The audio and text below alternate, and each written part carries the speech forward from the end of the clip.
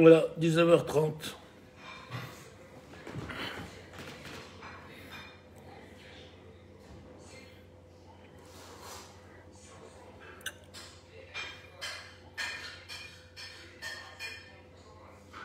Bonsoir.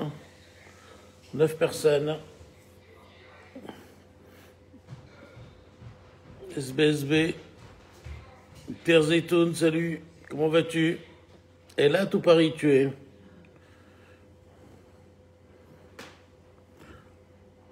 Pipo Azria, bonsoir. Anita Yeb. Bonsoir.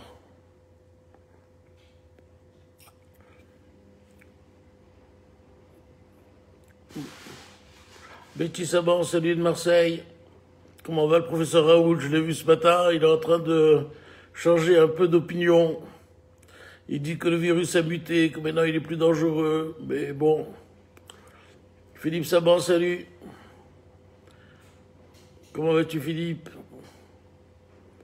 Donna Mamou, comment ça va? Les vacances à Tunis ont été bonnes?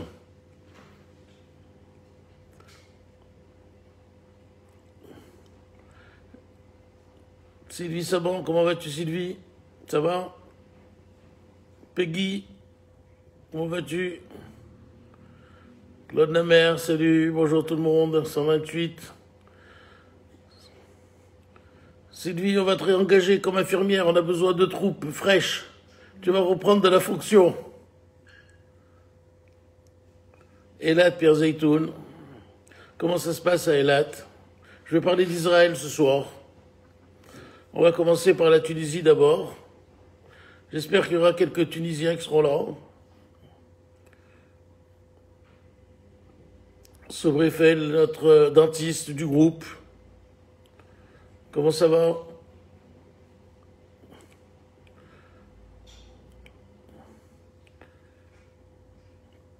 « 173, on va attendre encore un petit peu. Cadeau, salut Cadeau, notre modératrice Cadeau, elle tient le groupe de folie. C'est devenu la star, une grande star. Bonsoir d'Espagne. Comment ça va en Espagne?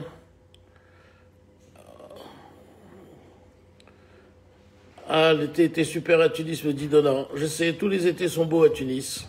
Mais enfin, il vaut mieux ne pas y aller. Hein. Je vais commencer par la Tunisie, il vaut mieux s'en sauver en ce moment. Esther Moyal, salut. Comment ça va? Sylvie me dit trop vieille. Pas du tout, Sylvie. Tu n'es pas vieille du tout. Tu es bonne pour la reprise de la fonction. On va te remettre aux urgences. À Saint-Joseph. Mylène, salut. Comment vas-tu? Tu vas bien? Comment va Gérard? Les petits-enfants? Tout le monde. Nina, salut. On a eu une bonne nouvelle pour ton neveu. On était très contents pour Ruti. Très, très, très contents. Je l'ai vraiment que de bonnes nouvelles comme ça. J'ai eu de bonnes nouvelles aussi de ton cousin aujourd'hui. Je l'ai eu au téléphone. J'ai eu beaucoup d'émotion de l'avoir au téléphone, ton cousin Sion. C'était un moment incroyable. Très fort. Il va bien. Alors Sion, c'est un ami qui a eu le Covid et qui malheureusement a été en réanimation pendant 14 jours et s'en est sorti. Et là, il est sorti, il est en maison de rééducation et c'est bien. Je suis content pour lui, j'en ai content pour sa famille, pour sa femme, ses enfants. C'est une belle victoire, c'est un héros. Un héros de plus qui a battu le Covid. Voilà, il faut rester positif, il faut rester fort, il faut rester ensemble.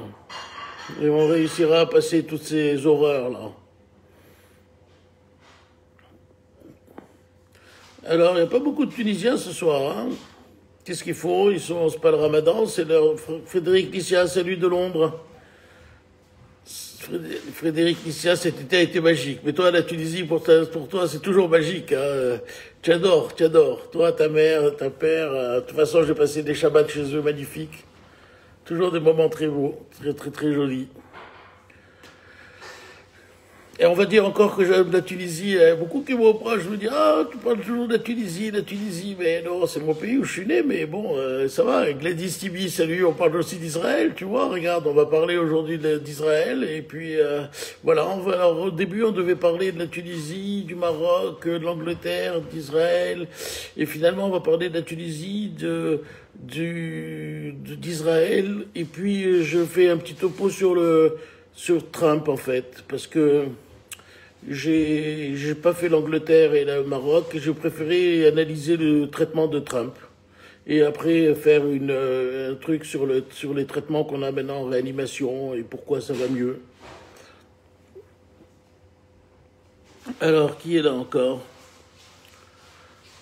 Yolène Aski, bonsoir. Michael Amar, salut. Comment vas-tu, Michael? Tu étais où, toi, cet été, Michael? Marbella, sûrement. C'est parti de nos amis marocains, ils vont tous les étés à Marbella. Bonsoir Michel Bensadoun. Avec Michel Bensadoun, on va essayer de vous faire un interview d'Anne Roumanoff. Vous savez qu'Anne Roumanoff était la marraine de notre association. Elle avait créé une association pour les soignants et on l'avait essayé de l'aider au début. Et elle avait fait 2 lives avec nous, mais là on va essayer de faire quelque chose d'un peu plus structuré avec Michel, qui est un pro de la com, et on va essayer de faire une interview un peu plus mieux menée, disons. Bon, on est combien là? On est 274, on va pouvoir commencer. Karen Ayoun, bonsoir. Eric Busmut, le cousin, comment vas-tu? Tout va bien? Je crois qu'Eric, tu as eu le Covid aussi. Mais je pense que tu devrais bien sortir, grâce à Dieu. Ça va, si c'est bien le cousin. Parce qu'il y a beaucoup d'Eric Bismuth, hein, vous savez. La cortisone, on va en parler. On va en parler. Laurence Cohen-Scali, bonsoir. La cortisone, pourquoi prendre et quand? Je vous le dirai tout à l'heure. Sanda Turquie de Tunis, la Tunisie, c'est la cata. Je sais, la Tunisie est là, mais c'est la cata quand même. Il n'y a pas beaucoup de Tunisiens ce soir. Pourtant, les Tunisiens devraient être là parce que ce que je vais leur dire est important. Il faut qu'ils prennent leurs précautions. Il faut pas attendre d'être dans ces situations où on ait besoin des hôpitaux. Sandra Tartour, salut. Est-ce qu'on va passer entre les gouttes du Covid? Les gouttes sont très petites, on va pouvoir y arriver, même si on est un peu, je suis un peu gros, mais on va essayer de passer entre les gouttes qui sont petites. Hein? Pour l'instant, on est arrivé, ça fait 6 mois. Alors, je vous avais dit, si on compare le Covid à la fièvre espagnole qu'il y a eu en 1917, il y a eu une première vague en mars, comme on a eu nous, une deuxième vague plus meurtrière en octobre, comme on a nous. Alors, ça ne veut pas dire qu'elle sera plus meurtrière en France, mais elle a été plus meurtrière dans le monde entier. Et c'est un peu ce qui se passe maintenant. Dans le monde entier, ça atteint cette deuxième vague, elle est plus importante. En France, pour l'instant, on se défend pas mal. Et la troisième vague, c'est en mars. Mars prochain, troisième vague, plus petite. Et après, le virus disparaît. C'est ce qui s'est passé en 1917. J'espère que ça se passera la même chose, ou peut-être qu'il disparaîtra avant. Voilà, vous savez que les Russes ont annoncé que leur vaccin a été, ça y est, réalisé. Il est déjà opérationnel. Ils ont commencé à vacciner pas mal de monde. Et peut-être que le premier vaccin anti-Covid, le premier vaccin anti-coronavirus, parce qu'aucun vaccin anti-coronavirus n'a été réalisé à ce jour, peut-être que ce sont les Russes qui le feront le premier. En tout cas, moi, si le vaccin est russe, eh ben, je le ferai. Voilà. Parce que c'est le seul moyen de créer une immunité collective et de bloquer ce fichu virus de Covid. 315 personnes, on va entendre encore un petit peu. Alors, qui c'est qui a de nouveau? Monique Béra, tunisienne de Paris. Oui, mais nous aussi, il y a des ex-tunisiens de Paris. Mais nous, on veut les Tunisiens de Tunis. Evelyne Feldman, je prends de la cortisone en inhalation 2 fois par jour. Si vous êtes asthmatique, vous pouvez continuer. Il faut surtout pas arrêter. J'ai un ami qui a plus d'odorat, c'est qu'il a le Covid, c'est pas normal. Bonsoir de Laurence Zerbib, comment vas-tu? Bassem Ben Abdallah, est-ce qu'on peut rattraper le Covid après une semaine de guérison? Je ne pense pas, je ne crois pas. Bonsoir tout le monde. Que ce fléau disparaisse, eh ben oui, tout le monde. Et Djerbia, que se passe-t-il? Comment ça se passe en Djerba? Je pense qu'il y a tout un groupe qui est parti passer sous côte là-bas. Je crois que ça se passe très bien, j'ai vu des photos, tout va bien. Je ne sais pas si... Martine Brami, salut, comment va Coco? Tout le monde va bien? Aaron Sayed, comment vas-tu Haroun? C'est pas le moment de rentrer à Tunis, Haroun, hein. Reste avec nous ici, pour l'instant. Mais enfin bon, toi, tu rentres pas souvent. Tu commences à 555 personnes. Non, on n'y arrivera pas, on est à 350. On n'arrivera pas à 555. On va commencer maintenant. Bon, alors d'abord, je voulais vous parler de la Tunisie. On va commencer par la Tunisie. D'abord, je veux vous dire, moi, j'ai honte pour la Tunisie. Je suis très, très, très, très déçu. Je lis les posts, je vois ce qui se passe. C'est une catastrophe. Vraiment, c'est un pays, je comprends pas où va l'argent, où vont les consignes. Alors qu'au mois de mars, ils s'étaient préparés à la pandémie, et ben, qu'est-ce qu'ils ont fait depuis le mois de mars? Ils ont rien eu pendant le mois de mars. Ils étaient là en disant, oui, notre arme secrète, c'est la harissa, je sais pas quoi. Et ben voilà, ils ont fait que dormir sur leur laurier. Et quand arrivait la vraie vague, et ben maintenant, ils sont vraiment très, très, très dépourvus.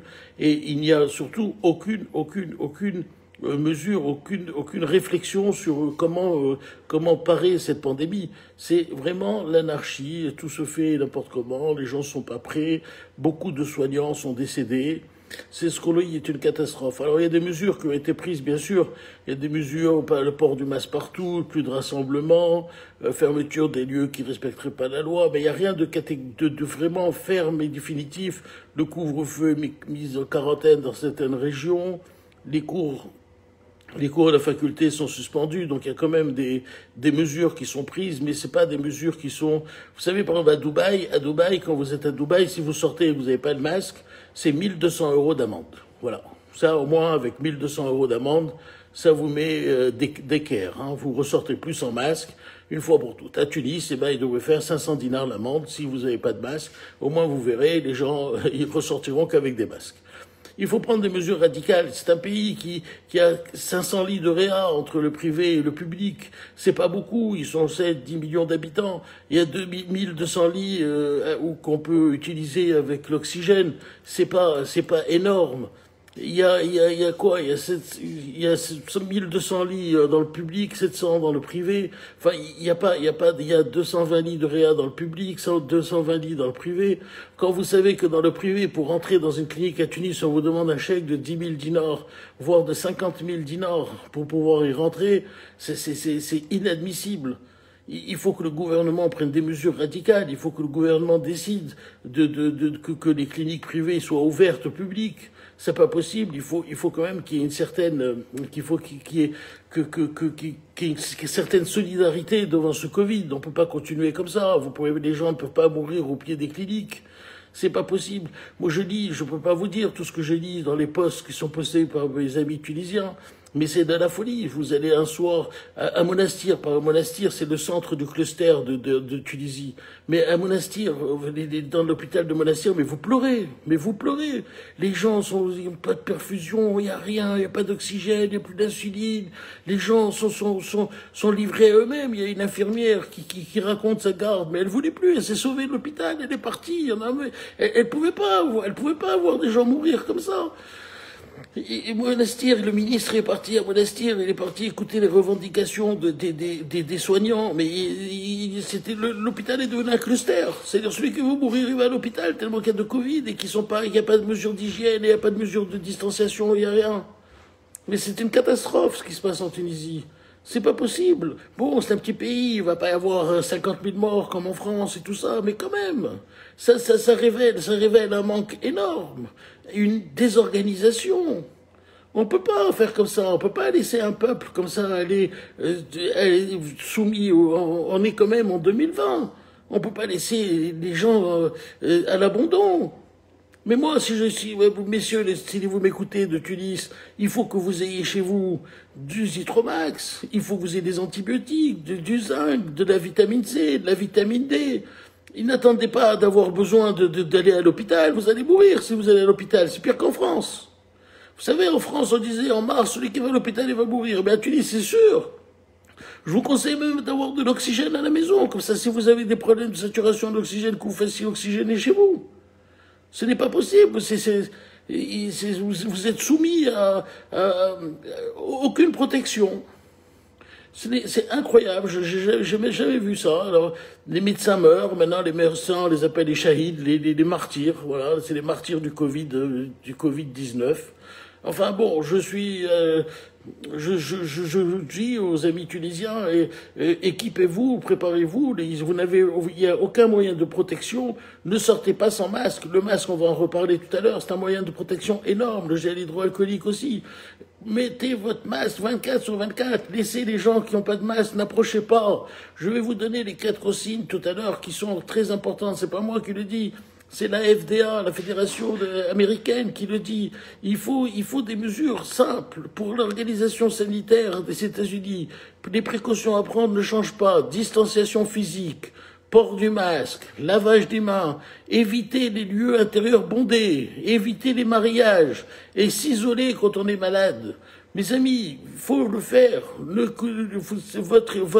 Votre survie dépend de vous.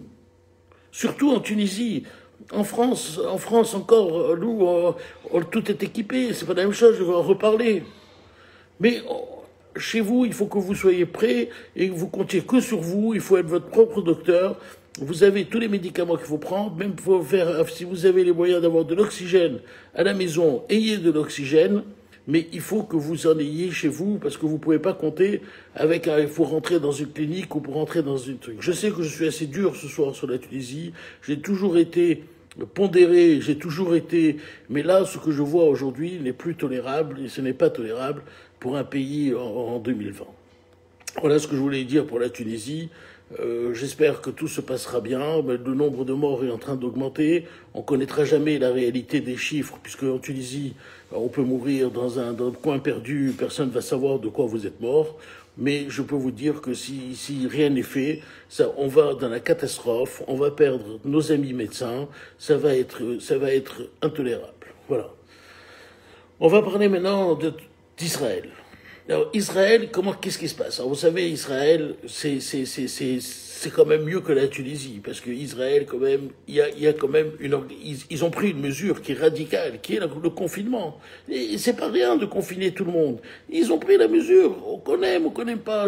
D'ailleurs, tous ces pays, vous voyez, où il y a des problèmes, c'est des pays où il n'y a pas de politique unique. En Tunisie, le gouvernement, c'est de la pagaille politique. En Israël, c'est pire encore, quand vous savez toutes les manifestations contre Netanyahou toutes les semaines, tout le monde qui...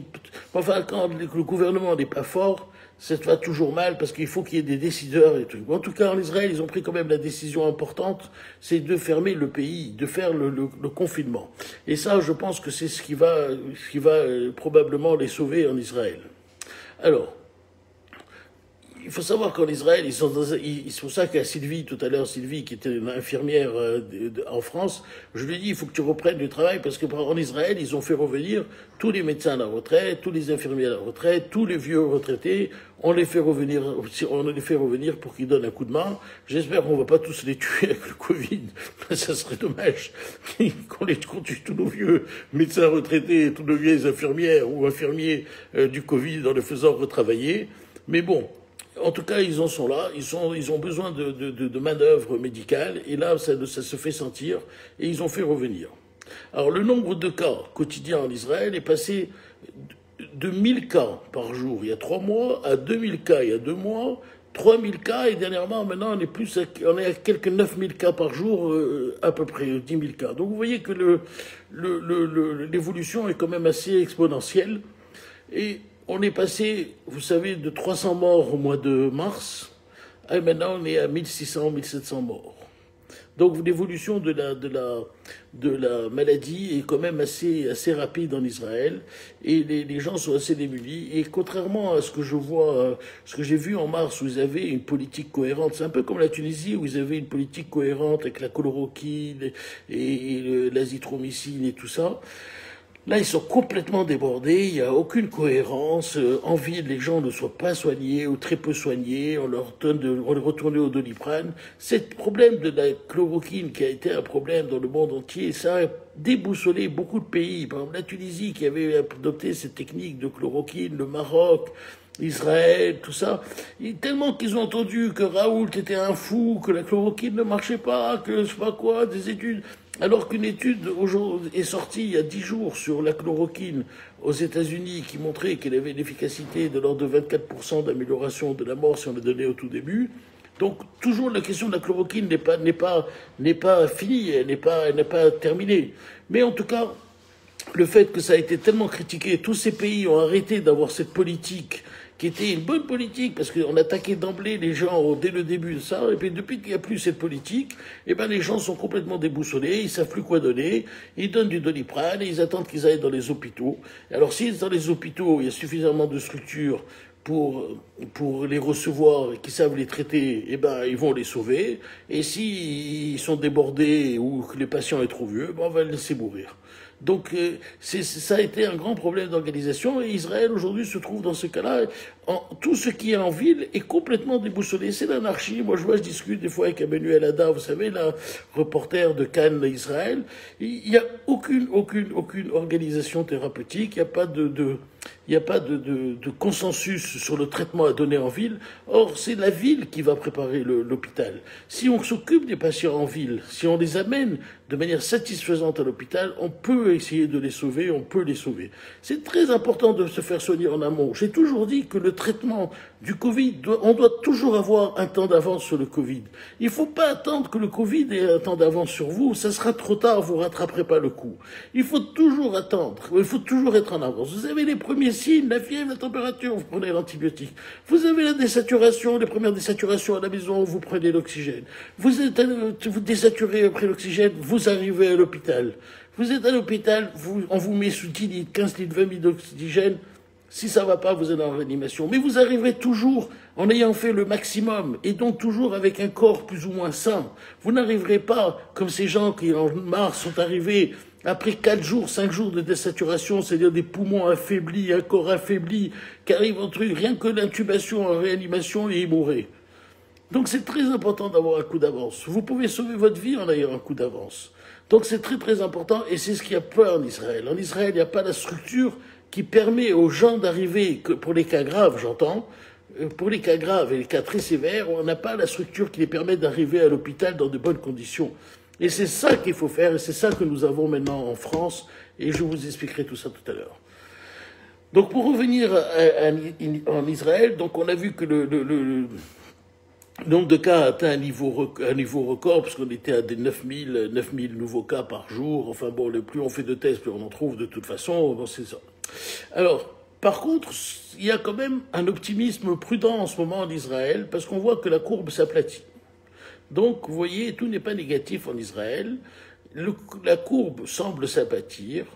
On a une diminution du taux de positivité. Vous savez qu'en France, on a un taux de positivité de 7%, c'est-à-dire que sur 100 tests PCR, vous avez 7% de positifs.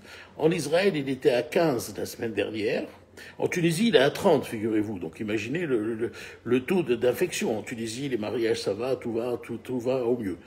Donc en Israël, il était à 15, en Tunisie à 30. Et il est tombé de 15 à 11.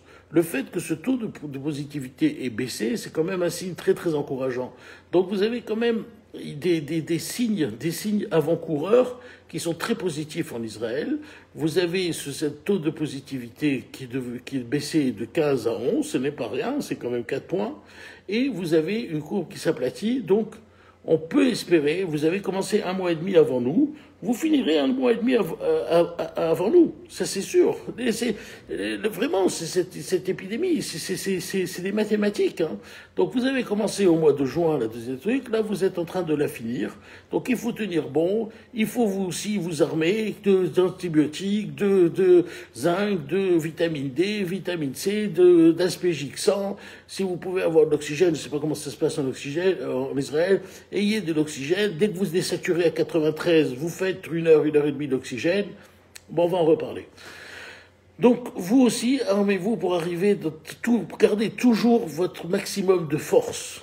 Parce que c'est ça qui fait que vous passerez au long. C'est la force que vous avez en vous pour affronter une bataille finale, qui est la bataille de la réanimation, si malheureusement on doit y arriver. Donc la courbe en Israël s'améliore, donc les choses vont s'améliorer. Vous savez, actuellement, il y a 215 patients qui sont sous respirateur en Israël. Bon, c'est pas beaucoup. Il y a 314 dans les... Vous me direz hein, si je me trompe. Il se peut que mes chiffres soient ceux de la semaine dernière. C'est possible. Je sais qu'aujourd'hui, en tout cas, on est passé de 300 morts à 1700 morts. Il y a 878 patients qui étaient lundi dernier dans un état grave, 215 en réanimation, 314 dans un état modéré. Donc les chiffres sont encore très élevés, mais vous savez qu'avant que la vague se ralentisse, ça va tout doucement. Mais heureusement, les premiers signes avant-coureurs d'une amélioration de la situation sont là. Et donc c'est quand même assez encourageant pour vous en Israël. Et j'espère que vous allez pouvoir passer ça et revenir à une vie normale. Mais je pense que le confinement, moi, vous savez, je suis pour la protection des gens. Et donc, le confinement, moi, j'adhère. Donc, je sais que ça ne fait pas l'unanimité, que c'est un problème économique. Vous allez me dire, mais moi, ce n'est pas mon propos. Mon propos, c'est la santé. Voilà. Pour ce qui était d'Israël, donc Israël, ça va. Ça va, je pense qu'on va aller vers le mieux. J'ai toujours dit que ce qui arrivait en Israël va arriver en France un mois et demi après. Donc là, si ça va mieux maintenant en Israël, on peut espérer que vers le 1er novembre, non, le 1er décembre, ça ira mieux. Et donc, on va pouvoir passer aux vacances de Noël. Non, je plaisante. Alors, je voulais faire focus sur le traitement qu'a eu Donald Trump. Alors Donald Trump, vous savez qu'il a eu, il a toutes les conditions pour faire un Covid grave, hein, parce que bon, il a 74 ans, il a du surpoids, enfin je sais pas s'il a du cholestérol, tout ça. Bon. Alors qu'est-ce qu'il a eu comme traitement? Alors d'abord, ce qu'il faut savoir, et ce qui conforte dans ce que je vous dis depuis déjà un petit moment, parce que c'est vraiment ma révélation de cette deuxième épidémie, enfin de cette deuxième vague, c'est l'oxygène. Vous voyez que, comment il s'appelle, Donald Trump a chuté à 94% d'oxygène et samedi à 93%. Donc il était au-dessous du taux normal. Je répète les phrases du médecin de la Maison-Blanche. Au-dessous de 95, eh ben, qu'est-ce qu'ils ont fait? Le président a reçu un apport en oxygène vendredi à la Maison-Blanche et peut-être samedi. Donc vous voyez, ils n'ont pas laissé baisser en oxygène. C'est très important ça. Hein. Et ça, on peut le faire à domicile. C'est pas la peine d'aller courir à l'hôpital pour ça. Il a fait, lui, à l'hôpital militaire aux États-Unis, mais nous, moi, je le fais maintenant couramment à domicile. Je fais venir une bouteille d'oxygène avec SOS Oxygène et on apprend aux gens à monter, à faire 1 litre par heure, 2 litres par heure s'ils désaturent. Donc c'est quelque chose qui est tout à fait faisable à la maison. Donc, pour l'instant, on est aussi bon que Trump. Il a eu quoi? De la remdesivir. Vous savez, la remdesivir, c'est antiviral qui a été accepté par la FDA aux États-Unis, qui a reçu l'autorisation de mise sur le marché pour le Covid. Les différentes études que j'avais lues en juin au sujet de la remdesivir, ça donnait des résultats qui étaient intéressants, mais qui n'étaient pas spectaculaires. Mais c'était, moi, ce que j'ai lu, c'est que ça se donnait surtout aux malades qui étaient en réanimation. Et donc, ça réduisait de 4 jours le taux de réanimation, ça réduisait le taux de mortalité, je crois, de 20%. Mais bon, ça avait des résultats, effectivement, mais c'était pas quelque chose de spectaculaire. Alors, pourquoi Donald Trump, qui n'était pas en réanimation, lui a donné de visir? Je ne sais pas. Je n'ai pas la réponse. C'est pour ça que beaucoup de journalistes, comme moi d'ailleurs, pas comme moi je dois remarquer, mais beaucoup de médecins, de journalistes se sont posé la question pourquoi il a eu ce remdesivir alors qu'il n'était pas intubé, il n'était pas en réanimation, il était juste sous oxygène et qu'a priori il avait de la fièvre, mais enfin pas plus. Donc je ne sais pas. Voilà une question qui est intéressante de savoir pourquoi il a eu ça. Le deuxième traitement qu'il a eu, il a eu un traitement par un cocktail d'anticorps de synthèse. Alors là, c'est des anticorps qui sont synthétisés donc de synthèse, comme vous pouvez dire, qui luttent contre le virus. C'est le laboratoire de biotechnologie Regeneron qui le fabrique, qui est aux États-Unis. Je pensais que c'était les anticorps qu'on prenait comme font les Israéliens. Vous savez, il y a une start-up israélienne qui prend les anticorps des patients qui ont fait du Covid et qui le transfuse à d'autres qui sont en difficulté. Et donc, je pensais que c'était ça. Non, en fait, c'est des anticorps de synthèse. Donc, je ne sais pas exactement ce que c'est que ces anticorps, mais bon, ça ne peut pas faire de mal, des anticorps de synthèse. C'est le deuxième traitement. Donc le remdesivir, il en a eu 5 jours, donc l'antiviral. Bon. Et qu'est-ce qu'il a eu aussi? Il a eu de la cortisone. Alors là aussi, c'est très intéressant. Pourquoi Donald Trump a eu de la cortisone? La cortisone, toutes les études, et c'est unanime, montrent que la cortisone, c'est pour pour les cas graves qui sont en réanimation. Et donc ça réduit le choc cytoclinique avec sa réaction immunitaire et inflammatoire très très forte et qui fait que les patients, tombent dans la réanimation. Et donc, je vais vous en reparler tout à l'heure pour son effet. Donc, tout ça est complètement assez étonnant. C'est pour ça que j'ai voulu vous parler du traitement de Trump, parce qu'il n'est pas du tout cohérent. C'est pas du tout un traitement cohérent. Vous voyez, d'ailleurs, dans un article que je lisais sur... vous voyez, donc Donald Trump est depuis samedi également traité par la dexaméthasone, un corticoïde destiné aux malades sévères et hospitalisés du Covid-19, chez qui il a été prouvé qu'il réduisait la mortalité. Voilà, ce médicament combat l'inflammation générale et peut provoquer qui peut provoquer des graves complications des poumons. Un choix thérapeutique qui trouble les experts qui se demandent si Donald Trump est en réalité plus malade que ce que disent les médecins, ou bien si un excès de précaution est à l'œuvre en raison de l'importance du patient, malgré les risques d'interaction des médicaments. Les trois traitements, donc effectivement l'oxygène, bon ça peut se donner à n'importe quelle phase, le remdesivir, ça se donne en réanimation au début, et la corticoïde en fin de réanimation. Donc les trois médicaments se donnent à des phases différentes de l'infection, ce qui crée la confusion. Bon. Moi, je pense qu'en plus, Trump prenait de la vitamine D, de la vitamine C, de la mélatonine, ainsi que de l'aspirine. Bon. Pour le reste, nous, on fait comme lui, on donne de l'aspirine, de la vitamine C, vitamine D et du zinc. Bon, il n'a pas pris d'antibiotiques, il n'a pas pris de Zithromax, il n'a pas pris de chloroquine, ce qui montre que la chloroquine aux États-Unis est très discutée et n'est pas la thérapeutique de choix. Donc je pense que la chloroquine, il faut l'oublier d'une manière générale. Donc, si vous voulez, ce qui ressortait de tout ça, c'est que moi je pense que c'est Donald Trump qui commande, c'est pas ses médecins. Il a dû imposer, je sais pas comment il a fait, je sais pas comment il a choisi son cocktail, je sais pas ce qu'il a fait exactement, mais en tout cas, il a eu un traitement complètement anarchique. Mais en tout cas, moi je l'ai vu, il a fait une espèce de clip de publicité de son retour à la Maison Blanche avec vraiment très hollywoodien. Et bon, on le voit arriver dans l'avion, il marchait tout seul. Vous savez que le Covid, ça fatigue beaucoup. Hein. Si on est malade du Covid avec une atteinte sévère, il ne peut pas faire ce qu'il a fait. Hein. Il ne peut pas marcher 100 mètres comme ça de l'hélicoptère à la Maison Blanche. Et les gens sont très fatigués. Vous pouvez poser la question à ceux qui ont eu le Covid. Et pour aller aux toilettes, c'est une histoire. Hein. C'est pas seulement faire 100 mètres. Hein. Je vous dis, pour aller aux toilettes, hein, moi je vous rappelle encore l'histoire de ma copine qui mettait des couches à son mari pour l'empêcher d'aller faire pipi tellement il était fatigué. Hein. Donc, donc, il va quand même mieux, et bon, tant mieux pour lui, on est content que Donald Trump aille bien, tant mieux, on veut pas de problème. Donc, bon, voilà. Donc, c'est ce que je voulais vous dire sur Donald Trump. Son traitement est bizarre. Et celui qu'il a choisi, est-ce que c'est médecin? Quelle était on le saura dans le futur, mais quelle a été la stratégie thérapeutique? C'est intéressant de le savoir. On le saura peut-être un jour, mais en tout cas, pour l'instant, je voulais vous parler de ça parce que je trouvais pas que c'était très, très cohérent, tout ça. Alors nous, en France, comment on est en France? Alors, en France, vous savez tous comment on est, c'est-à-dire qu'on est dans une vague qui monte avec de plus en plus de patients. Enfin, moi, je vois plus les chiffres, 17 000 tous les jours, je crois, mais enfin, plus on fait de tests, plus on a des positifs. Bon, en tout cas, ce qui est sûr, c'est que on a moins de morts pour l'instant, qu'au mois de mars. C'est-à-dire que, bon, je n'ai pas revu les chiffres aujourd'hui, j'ai pas revu... très succinctement, je sais qu'on est autour d'entre 50 et 60, 80 par jour de décès. Voilà, c'est à peu près ça. Pourtant, le virus, c'est le même. On a le même virus qu'au mois de mars. Il n'a pas changé, il a muté légèrement, mais pas une mutation suffisamment importante pour qu'il devienne... Moi, je ne crois pas à ce que dit Raoult, je crois qu'il est en train de changer de fusil d'épaule.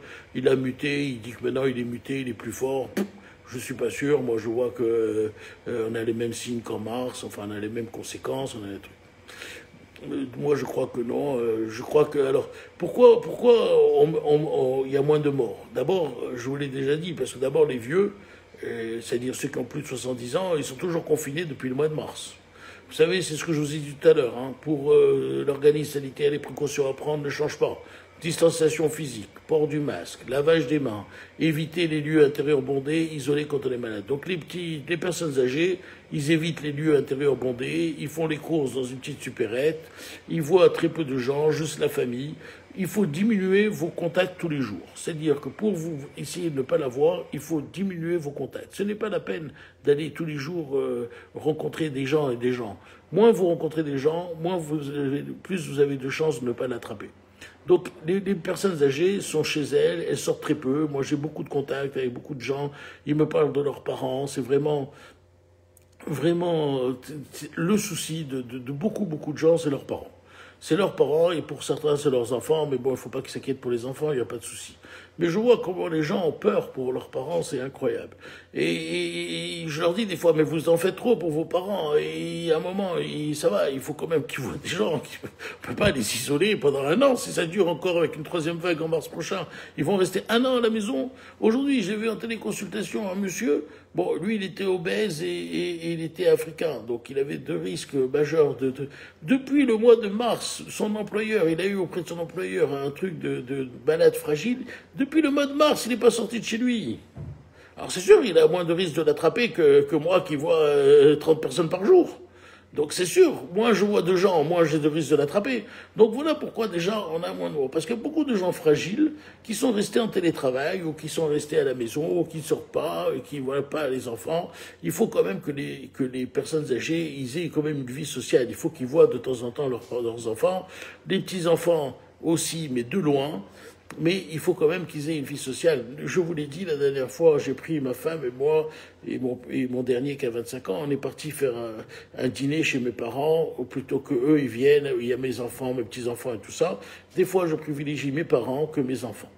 Donc il faut savoir aussi faire ça de temps en temps, dire à vos enfants, bah, vous restez à la maison, surtout s'il y a des petits-enfants, et nous on va manger avec les parents pour ne pas trop mélanger les générations. Je vous ai dit, éviter les repas intergénérationnels. Donc voilà, donc d'abord, pourquoi il y a un moins noir? Parce que les personnes âgées et fragiles sont chez eux. Les jeunes, ils font plus de formes asymptomatiques, donc on l'a déjà vu. Donc qui c'est qui trinque en ce moment? C'est les gens comme nous, les 55, 65 ans. Parce que nous, on est les forces vives de la nation, entre guillemets. Non, on n'est pas les forces vives, on est les forces vieilles de la nation. On est au boulot, on passe au boulot, et on voit des gens, on contacte des gens. Alors moi, c'est dans la médecine, mais d'autres, c'est dans la publicité, dans l'immobilier. Ils rencontrent des gens, et eux, ils rencontrent leurs enfants, leurs petits-enfants, et c'est eux qui tombent malades. Et quand vous voyez l'âge des gens en réanimation aujourd'hui, la moyenne, c'est 60 ans. C'est ceux qui continuent à travailler parce qu'ils sont obligés de continuer à travailler du fait de leur statut social et du fait de leur statut professionnel et qui rencontrent des gens et c'est eux qui vont se contaminer et c'est malheureusement eux qui ont quelques fragilités et qui vont faire des formes massives. Donc c'est les 60 ans, il faut que vous vous méfiez, faites attention, ne sortez pas dans des dîners inutiles. Maintenant, ils ont dit limiter à 6 les dîners, mais même à la maison, c'est pas la peine de manger à 10, c'est 15, 6, ça suffit. Ouvrez les fenêtres. C'est pas la peine. Fermez, restez chez vous et mangez entre vous et voilà. Un repas maximum 6 personnes. Allez voir des copains de temps en temps. Si vous pouvez éviter de les voir, c'est pas grave. C'est pas grave. Vous allez profiter. Si vous avez 60 ans, vous allez profiter des copains de 60 ans. Vous pouvez vous en passer 3 semaines, 1 mois. Ça va revenir, hein. Après cette vague, ça reviendra comme avant. N'ayez pas peur. Donc, donc les gens sont plus trucs, sont plus résistants, voilà. Alors, pourquoi aussi les gens meurent moins? D'abord parce que on les traite mieux. On les traite mieux. D'abord à la maison, on les traite mieux. Parce que maintenant, à la maison, je vous l'ai dit tout à l'heure, on donne les antibiotiques, le zinc, tout ça, tout ce que vous savez, et on amène une arme qui est majeure. C'est l'oxygène. C'est-à-dire qu'on ne laisse pas les gens s'épuiser d'hypoxie, de manque d'oxygène, comme on le faisait en mars. Maintenant, c'est fini. Maintenant, dès que le type, il désature une fois à 93, 92, paf, on lui met sa bonbonne d'oxygène, il dort avec sa bonbonne d'oxygène. Moi, aujourd'hui, j'ai vu une dame en consultation que j'avais traitée comme ça, elle était fraîche et pimpante, Elle m'a dit merci, c'était très bien cet oxygène, ça m'a aidé, ça m'a aidé. Elle voulait retravailler, voyez, dentiste, voilà, elle est dentiste. Et elle n'a pas fini encore pas de l'oxygène, que déjà elle veut se trouver à soigner les gens. Je lui ai interdit d'aller retravailler, non pas parce qu'elle est contagieuse, elle est plus contagieuse, mais il faut se reposer. Vous avez eu un Covid sévère, elle a eu un Covid sévère, sous oxygène et tout, il faut se reposer. C'est très important de se reposer. C'est pas question de reprendre le travail comme ça, sinon elle le payera après. Elle va mettre 3 mois pour s'en remettre. Donc non, il faut arrêter de travailler, vous avez eu un Covid. Donc l'oxygène, très bonne arme à la maison. Très très bonne arme à la maison, c'est quelque chose qu'on ne savait pas en mars. Les gens arrivaient à l'hôpital en mars, ils étaient épuisés de fatigue, de manque d'oxygène et tout ça. Ils arrivaient morts, entre guillemets. Et donc ça, c'était très mauvais, on ne le savait pas. Voilà, maintenant, n'hésitez pas à demander à votre médecin si vous commencez à désaturer. Seulement si vous commencez à désaturer, pas si vous êtes positif au PCR. Combien j'entends maintenant qui sont positifs au PCR, ils commencent les antibiotiques et tout, ils ont rien. Surtout pas d'automédication, surtout pas d'automédication. Demandez toujours conseil à votre médecin généraliste. Votre médecin traitant, c'est celui qui vous connaît le mieux. C'est lui qui doit vous soigner. C'est pas à vous que vous pouvez vous soigner. Tout le monde, il y a 30 000 docteurs dans ce groupe. Tout le monde est mieux que l'autre, comme docteur. Chacun est plus fort que l'autre docteur. Non, non, non. Le docteur, c'est votre médecin traitant, c'est pas vous. Il faut écouter votre médecin traitant. Et lui, il vous dira ce que vous devez faire ou pas faire. C'est pas comme ça. C'est pas chacun qui prend ce qu'il veut et comme il veut. Je vois des choses incroyables dans les traitements. Les gens font leur propre mélange. Non. Demandez à votre médecin traitant. Nous, on vous donne des règles. On vous donne des conseils. On n'est pas là pour vous soigner. On est là pour vous accompagner dans votre problème. C'est tout. Donc nous, on vous donne des conseils, c'est à vous de voir à votre médecin traitant, armé de nos conseils, en lui disant, voilà, est-ce que vous pensez que ça serait bien, ça, ça, ça, et lui, il décidera pour vous, en sachant ce qu'il y a pour le mieux pour vous. Par exemple, si vous prenez de l'aspirine et que vous avez des problèmes de coagulation, ça va être une catastrophe. Vous ne pouvez pas en prendre tout seul. Il faut que, chez Chanel, voilà, Michel Cohen-Zardy qui rigole. Voilà, notre ami Michel Cohen-Zardy, le docteur, qu'est-ce qu'elle dit? Chez Chanel, est-ce qu'il vaut de l'oxygène? Voilà, toujours en rigole. Mais non, c'est sérieux, Michel, ce que je dis. Bon, je plaisante.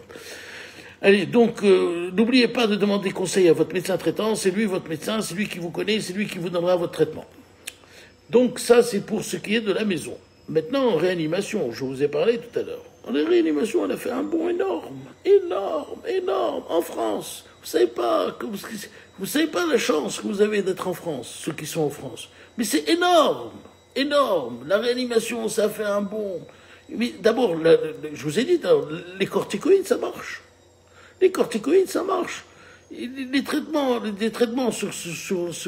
par corticoïdes, quand on est en réanimation, après la phase de choc cyclotimique, eh ben, ça marche. On a une amélioration. Sur 5 équipes différentes de réanimation, on fait des études sur la cortisone. Dans 7 essais randomisés dans 12 pays différents avec l'utilisation de cortisone. Dans le groupe de patients qui prenaient de la cortisone, on a eu 222 décès parmi les 678 patients traités. Donc 33% de décès. Dans le groupe qui ne prenait pas la cortisone, on a eu 425 décès sur 1025 patients traités. Donc 41% de décès.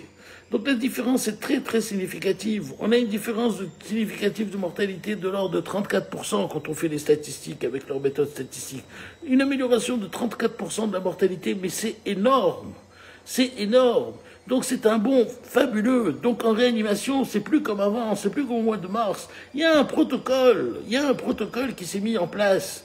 Et ce protocole vous sauvera, ce protocole vous donnera des chances de vous en sortir. Donc n'ayez plus peur, n'ayez plus peur, n'ayez plus peur. Je sais qu'on a tous l'angoisse. Moi j'ai des patients qui pleurent, qui ne voulaient pas aller à l'hôpital. Je vous en supplie, ne m'amenez pas à l'hôpital. Je vous en supplie, ne m'amenez pas à l'hôpital. Je ne veux pas, à 2h30 du matin, le SAMU est là. Le patient qui pleure, qui crie, je ne veux pas aller à l'hôpital, j'ai peur, j'ai peur. D'autres qui arrivent à l'hôpital, j'ai peur, qui téléphonent à leur fille, viens me chercher, j'ai peur. Non, n'ayez plus peur. N'ayez plus peur. C'est vrai qu'on a eu très peur. Ils vont s'occuper, tous ces patients dont je vous en parlais, qui sont arrivés à l'hôpital, pas un, pas deux, pas trois, ils en sont tous sortis grâce à Dieu. Aujourd'hui, ce n'est pas la même chose. S'il y a moins de décès, c'est aussi parce qu'il y a de meilleurs traitements. Le deuxième traitement qui a fait une évolution importante aussi dans le Covid, c'est l'ECMO. L'ECMO, c'est quoi? C'est la circulation extracorporelle d'oxygène. C'est-à-dire que quand le patient on lui passe un tube dans dans la trachée pour l'intuber et qu'on lui met l'oxygène, des fois ça marche pas. Le poumon est tellement atteint, surtout chez les patients qu'on a laissé traîner, le poumon est tellement atteint qu'on n'arrive pas à le relancer, l'oxygène ne passe pas. Alors qu'est-ce qu'il faut faire? Il faut faire une machine, on met le sang en circulation autour du corps et une machine qui donne l'oxygène. C'est-à-dire on chante les poumons et on envoie la machine, ça s'appelle l'ECMO, la circulation l'oxygénation extracorporelle. Et bien avec cette machine, on a diminué en plus de 10% le taux de mortalité. Donc, c'est pas négligeable. C'est pas négligeable. On a maintenant en France 2 armes en réanimation, 2 armes très très très importantes, qui est comment il s'appelle, la cortisone, l'ECMO, et bien sûr le remdesivir là qu'a pris Trump. C'est pour ça que je vous en ai parlé tout à l'heure. Parce qu'on retrouve tout ça, mais c'est des médicaments de réanimation. Alors la remdesivir, ça se donne pas dans toutes les réanimations. Certains le donnent, d'autres ne le donnent pas, mais ça améliore, ça diminue la durée d'hospitalisation et ça améliore la survie. Donc vous voyez qu'en réanimation, il y a quand même des traitements qui marchent. Donc, il n'y en aura plus le nombre de morts comme avant. Avant, vous savez que je ne vous l'ai jamais dit, parce que je ne voulais jamais vous angoisser. Avant, on avait 20% de survie en réanimation quand on rentrait en réanimation. Voilà, donc c'était une catastrophe. 1 sur 5 mourait. 4 sur 5 mouraient. Donc, c'est pour ça que vous avez des chiffres affreux que vous avez eus. C'était une catastrophe. Là, vraiment, en réanimation, c'est pas du tout la même chose. Donc, n'ayez pas peur. N'ayez pas peur. Vous êtes en France, remerciez le bon Dieu d'être là. Remerciez le bon Dieu d'être là. Quand vous allez dans une clinique, on ne vous demande pas 10 000 dinars. Quand vous allez dans un hôpital, on vous soigne. Moi, j'ai le père d'un ami, 81 ans, il est soigné, il est en réanimation. On ne lui a pas dit qu'il est vieux, on ne lui a pas dit qu'il est jeune, que Dieu l'aide et lui donne la santé. Il a été soigné, d'abord hospitalisé, malheureusement passé en rien. Mais on n'a pas dit il est vieux, il est jeune, il est grand, il est petit. Il n'y a pas de truc, il n'a pas payé, il est parti, il est soigné, on lui donne toutes ses chances, que Dieu l'aide et qu'il sorte de cette histoire. Je vous le dirai s'il sort. Voilà, donc soyez heureux. Par contre, ce qui est malheureux en France, c'est que j'ai vu une bagarre de médecins sur les plateaux de télévision hier, c'est une catastrophe. Un certain Blaché, un certain je sais pas qui, mais c'est de la folie, on est chez les fous, les médecins qui se battent sur les plateaux en disant tiens, menteur, tu comprends rien. Bon, enfin bon, ça c'est la catastrophe. Heureusement que nous avons des médecins qui travaillent dans les hôpitaux, des médecins qui travaillent sur le terrain, et laisser les gens sur les plateaux de télévision se démerder entre eux, ils ont rien à foutre que de s'occuper de la télévision. Laissez-les, nous on s'en fout. Quel est aussi un autre facteur qui fait qu'on a moins de morts? Pourquoi cette épidémie? Pour l'instant, hein, j'espère que je ne me trompe pas quand je vous dis tout ça. En tout cas, c'est des faits tout ça. C'est des chiffres et des faits. Les masques. Les masques, oui, les masques. On a rigolé des masques. Et pourquoi? Non, masque, non, masque. Les manifestations, les gens qui courent. Non, pas de masque, pas de masque, pas de masque. Ben, les études sortent. Avant, on disait, quand vous portez le masque, c'est pour protéger les autres. Eh ben non. Aujourd'hui, c'est faux.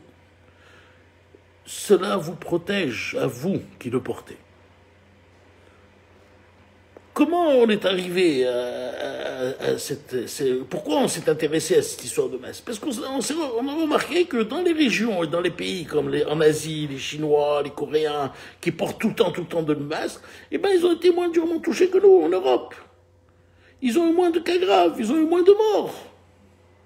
Donc il faut bien qu'il y ait une raison. Donc, les gens, surtout les Américains, ils ont commencé à s'intéresser aux masques. Et ils ont comparé la période de mars où il n'y avait pas de masque et la période de maintenant où il y a les masques. Et qu'est-ce qu'ils ont vu? Quand ils comparent les chiffres, avant il y avait 15% d'asymptomatiques au moment où les gens ne portaient pas de masque, et maintenant on est passé à 40% d'asymptomatiques. Donc ça a déjà éveillé les soupçons du masque. La deuxième chose, c'est l'histoire des bateaux de croisière. Vous savez, l'histoire des bateaux de croisière, je vous ai raconté l'histoire des bateaux de croisière. Je vous ai dit, l'histoire c'est le Diamant de Princesse, à ce fameux bateau, 711 personnes, 697 contaminés, 40% d'asymptomatiques. C'était l'époque où il n'y avait pas de masque. Il y a un mois, ou un mois et demi, sur un bateau australien, le Great Mortimer, dès qu'il y a eu le premier cas de Covid, tout le monde a porté un masque. On a eu seulement 50% de positifs, Donc l'autre, sur 711 personnes, il y avait 697 positifs. Et on a eu 80% d'asymptomatiques. Donc le masque a non seulement diminué la contamination pour ceux qui le portaient, mais il a diminué l'intensité de la maladie. Donc il y avait eu un double avantage. En fait, vous savez, je vous l'ai toujours dit, on le disait intuitivement, on disait plus la charge virale est forte et plus vous allez avoir une forme grave. Et ça, tout le monde le disait, on le savait, c'était intuitif, mais on le savait. En fait, plus il y a des virus qui rentrent dans votre corps, et plus vous devez avoir une défense plus importante pour vous en débarrasser. Moins vous avez de virus, et moins vous avez de défense à développer pour vous en débarrasser. C'est logique.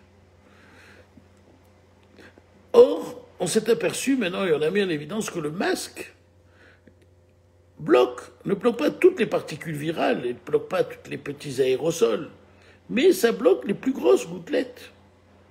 Donc, quand vous portez un masque, vous ne pouvez pas inhaler les grosses gouttelettes qui sont pleines de virus, d'horribles virus. Vous ne pouvez pas. Vous allez prendre que les petits aérosols. Et donc, les petits aérosols, ça va diminuer la charge virale. Vous allez avoir une forme ou asymptomatique, ou paucisymptomatique, c'est-à-dire peu symptomatique. En tout cas, vous avez plus de chances d'avoir ça. Donc, le masque, c'est pas seulement pour protéger les autres, ça vous protège à vous. Donc ne croyez pas que ça ne sert à rien. N'écoutez pas les fous à la télévision ou dans la rue qui vous disent que ça ne sert à rien. Écoutez ce que disent les scientifiques sérieux. Vous allez voir, c'est écrit dans toutes les revues scientifiques sérieuses. Donc, le masque est très important à porter. Surtout, ne l'oubliez pas, quand vous sortez de chez vous, quand vous travaillez pour les médecins, les dentistes, le masque, c'est plus important que la visière, c'est plus important que tout. Donc, bien sûr, le gel hydroalcoolique, c'est très important. Mais le masque, non seulement ça ralentit la propagation du virus, mais ça peut sauver des vies. Voilà, c'est ce que je voulais vous dire ce soir. Donc, je voulais vous dire que la situation, bien sûr, elle est tendue. Bien sûr, on peut aller vers un nouveau reconfinement. Bien sûr, on peut aller vers de plus en plus de cas sévères qui vont aller en réanimation. Mais si on ne déborde pas nos services de réanimation, si les gens arrivent à soigner de manière satisfaisante tout le monde, vous aurez une chance de survie si vous allez en réanimation beaucoup plus importante. Aujourd'hui, les choses ont beaucoup changé. Du départ à la fin. Vous me direz peut-être que c'est trop tard pour les 30 000 morts qu'on a eus. Mais si on peut en sauver quelques milliers maintenant, c'est toujours ça de prix. Donc, voilà les conseils que je voulais vous dire. Je voulais vous rassurer pour vous dire que vous n'êtes pas livrés à vous-même en France. Les médecins ont fait d'énormes progrès. On n'a pas encore le traitement, mais on a quand même beaucoup d'armes à notre disposition. Ne soyez pas anxieux et impatients, ne faites pas d'automédication. Prenez toujours conseil auprès de vos médecins. C'est eux qui vous connaissent, c'est eux qui vous traitent, c'est eux qui vous donneront le bon choix thérapeutique. Si vous n'êtes pas en concordance avec ce qu'on dit dans le groupe, vous pouvez toujours demander un deuxième avis médical. C'est pas grave. C'est dans le Talmud, on dit qu'on doit prendre dans un avis, on te prend 3 avis médicaux. Ce n'est pas grave. Si vous n'êtes pas sûr du conseil que vous donne votre médecin, ce n'est pas une honte. Et lui, il n'a pas à être vexé. Moi, des fois, je ne sais pas, j'envoie chez un professeur. C'est pas honteux de ne pas savoir quand on est en médecine. On ne peut pas tout savoir. On n'est pas des machines.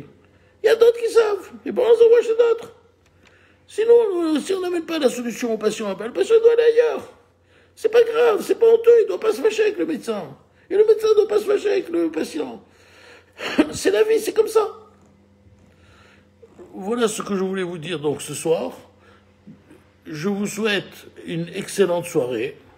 Pour nos amis tunisiens, prenez garde à vous. Soyez vigilants. Ne soyez pas attentistes. Ayez un pas d'avance sur le virus. Ayez tout ce qu'il vous faut à la maison. Et n'attendez pas beaucoup de choses en retour. Voilà, pour Israël, ça va quand même mieux. Vous avez quand même des chiffres qui donnent un bon espoir d'évolution favorable. Donc je pense que vous êtes sur la pente, peut-être encore 15 jours, qui va vous amener sur une voie plus sécurisée et plus tranquille. En tout cas, je vous le souhaite. Nous, en France, on commence à l'affronter, enfin on est dedans depuis un petit moment. On arrive à tenir les formes graves et sévères en traitant excellemment les patients.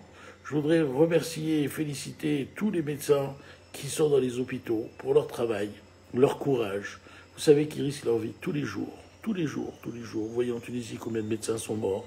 Je voudrais les remercier, les féliciter parce qu'ils sont courageux.